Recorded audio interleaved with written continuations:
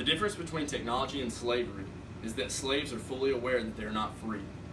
Nassim Nicholas Taleb, a Lebanese-American essayist, scholar, statistician, and risk analyst. This quote was retrieved from www.goodreads.com on 17 April 2017. TVs, computers, laptops, and cell phones, just to name a few. The average American at any given point during the day has access to technology and the World Wide Web. It's in a briefcase, a pocket, a bag, but more times than not, in the palm of their hand, looking them in the face. Technology addiction is a rising problem in today's society. It affects social intelligence, it ruins relationships, has negative effect on children, and in some cases, ends lives.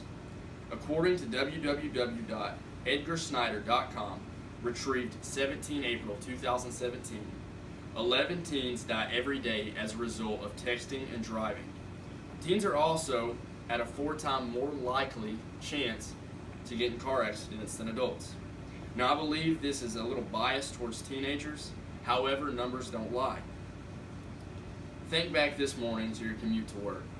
How many vehicles did you pass? How many drivers had their phones in their hands looking at the screens? If I had to guess, I would say more than half.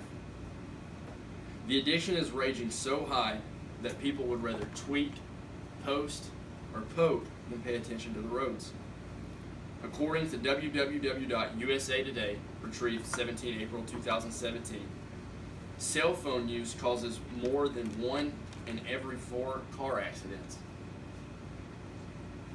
The National Safety Council does an annual injury and fatality report which found that 26% of the nation's car accidents are caused by texting and driving.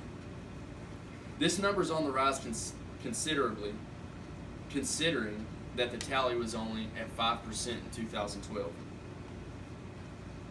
The next billet I would like to touch on is children and technology. Look, I get it. I'm the father of a 5-month-old baby girl. Yes, sometimes it's easier to grab my phone, go to YouTube, and put on Baby Einstein or 5 Little Ducks.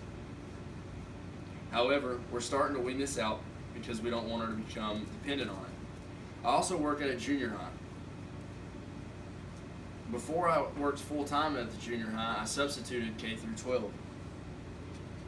The technology addiction is terrible through the ages. Kindergartners have $700 tablets in their backpacks that they throw fits to get. 6th graders ignore their lunch to text back and forth to their friend 2 tables across. And seniors never look up while walking in the hallway just so they can see who else posted during class. I've witnessed teachers offer extra credit for students to turn their phones in at the beginning of class just so they're not distracted. This is ridiculous. Next, I'll turn my attention to relationships and the addiction.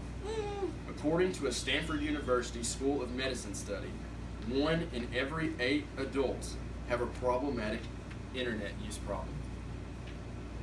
This stems from excessive online shopping, pornography, and in many cases today, gaming. I have a fascination myself with the Dr. Phil show and was fortunate to watch a few shows that covered this issue.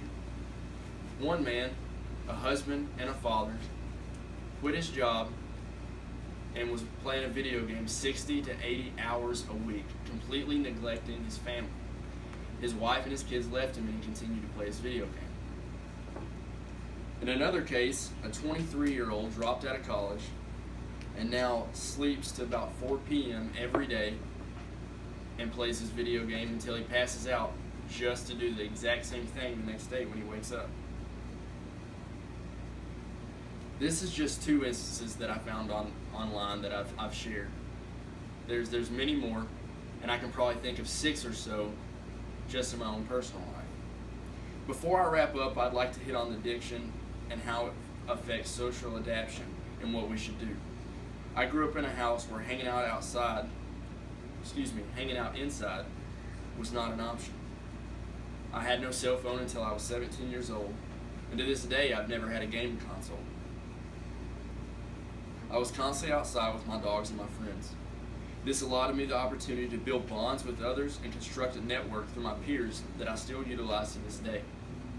The interaction made me a good people person, and over time it taught me how to speak to certain people in certain situations. On the other hand, I know more people than I care to who are unable to act with other people. Why? Because they spent every moment in front of a screen playing pretend instead of face-to-face interaction. I've come across people that will not look at me while I'm speaking or while they're speaking to me, and sometimes they won't even acknowledge that I'm there. Mainly because they don't know how to. Which this is actually more beneficial for me because it makes getting a job a lot easier. The job market itself is less competitive. So by all means, keep doing it. But if you're ready for a change, here are some situations you should try.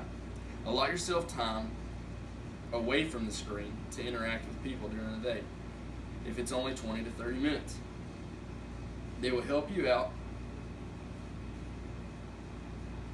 and you'll gain relationships. But if you're content with living with your mom and dad in their garage, playing video games or posting, and do not mind passing out from exhaustion, or possibly killing yourself or a family while you text and drive, keep doing what you're doing. If not, make a change. If it's just to open the eyes of those who allow it to continue, you're just as responsible.